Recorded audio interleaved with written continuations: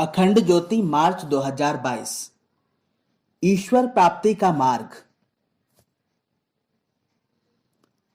गुरु नानक देव ज्ञान का अमृत लिए हमेशा भ्रमण किया करते थे। वे जहां भी जाते लोगों को ज्ञान का अमृत पिलाते, लोगों को बुराई छोड़कर ईश्वर भक्ति की प्रेरणा देते। एक बार भ्रमण करते हुए गुरु नानक देव बनारस की ओर चल पड़े। बनारस पहुंचकर उन्होंने गंगा स्नान किया, भजन पूजन ध्यान किया। बनारस विद्वानों का गढ़ था। उन्हीं विद्वान पंडितों में से एक पंडित चतुरदास गंगा किनारे बैठे थे। सहसा उनकी नजर ध्यान में बैठे गुरु नानक देव पर पड़ी। वे गुरु नानक देव के रूप में एक अजनबी साधु को देखकर हैरान हुए। फिर वे गुरु नानक देव के पास जाकर बोले, महात्मा, आप कैसे साधु हैं जिनके पास न माला है, न तुलसी की माला गले में डाली है, न ही आपके पास शालग्राम है। इस पर गुरु नानक देव हंस पड़े और बोले, हे ब्राह्मण, तुम ईश्वर को शालग्राम बनाओ, शुभ कर्मों को तुलसी की माला समझो और जन जन में अभिव्यक्त हो रहे विराट ईश्वर की सेवा करो, तभी दयालु ईश्वर की तुम पर दया होगी। ब्राह्मण ने कहा, आप जो कहते हैं वह ठीक है, ठीक हो भी सकता है, पर काम, क्रोध, लोभ, मोह से भरे मन पर कैसे विजय पाई जा सकती है? और यदि उस पर विजय पाई न जाए तब जन जन में विराट ईश्वर को अभिव्यक्त होते हुए देखना और ईश्वर भाव से जीव की सेवा करना कहां संभव है? तब गुरु नानक देव बोले, अपने मन मंदिर में ईश्वर भक्ति की गुड़ाई करो, जुताई करो।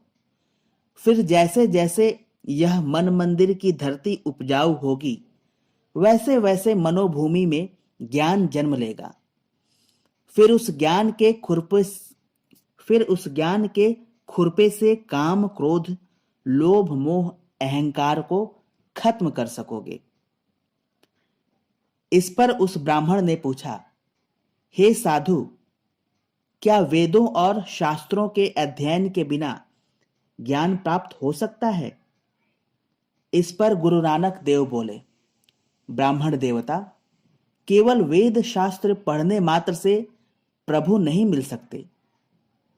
प्रभु तो आपकी आत्मा के अंदर हैं। यदि आपकी आत्मा पर अंधकार छाया हुआ है तो ज्ञान का प्रकाश कहां से आएगा? यह ज्ञान रूपी प्रकाश मनुष्य की आत्मा से पैदा होता है, पुस्तकें पढ़ने से नहीं। इसलिए हां, शास्त्रों में जो कुछ लिखा है उसे अपने जीवन में जीने का, उतारने का अभ्यास अवश्य ही करना चाहिए, वरना शास्त्रों को पढ़ने मात्र से क्या लाभ? मनुष्य को इस संसार में आसक्त नहीं, निर्लिप्त रहना चाहिए। ब्राह्मण ने पूछा, पर संसार में निर्लिप्त कैसे रहा जा सकता है? गुरु नानक देव बोले, क्या आप नहीं जानते कि प्रफुल्लित वनस्पति में भी अग्नि होती है? धरती सागर से घिरी रहती है, परंतु फिर भी धरती बह तो नहीं जाती। वह अपने ऊपर नदियों को, सागर को बहने देती है, पर स्वयं बहती नहीं, बल्कि उसके बहाव से निर्लिप्त रहती है। सूर्य और चंद्र एक ही आकाश में रहते हैं, परंतु दोनों के गुण अलग अलग हैं। इसलिए मनुष्य आशा तृष्णा के बीच में रहता हुआ भी इनसे निर्लिप्त रह सकता है। ब्रह्मज्ञानी के क्या लक्षण हैं?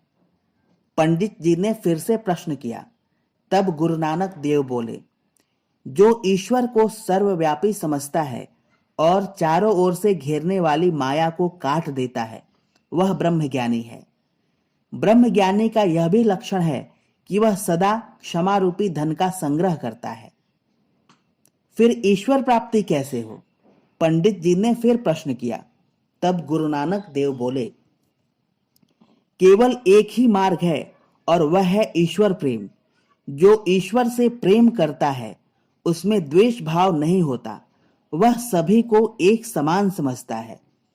यह माया उसे नहीं मोहती, वह अपने आप में संतुष्ट रहता है। पंडित चतुरदास जी गुरु नानक देव की ज्ञान भरी बातें सुनकर बहुत प्रभावित हुए। उनके मन की सारी शंकाएं दूर हो गईं। वे गुरु नानक देव के शिष्य बन गए और उनसे ज्ञान प्राप्त करते रहे। धन्यवाद। दोस्तों, अगर आपको यह हमारा कार्य अच्छा लग रहा है तो कृपया करके हमारे चैनल को सब्सक्राइब करें, लाइक करें और कमेंट करें। साथ ही दोस्तों, मैं आप लोगों के साथ एक गायत्री विशेषांक श्रृंखला लेकर आना चाहता हूं।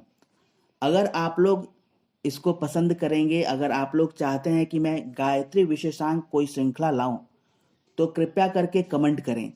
अगर 12 से 15 लोगों का कमेंट पॉजिटिव आया तो मैं गायत्री विशेषांक लेके आऊंगा, जो कि हफ्ते में दो दिन कम से कम वो होगा। धन्यवाद।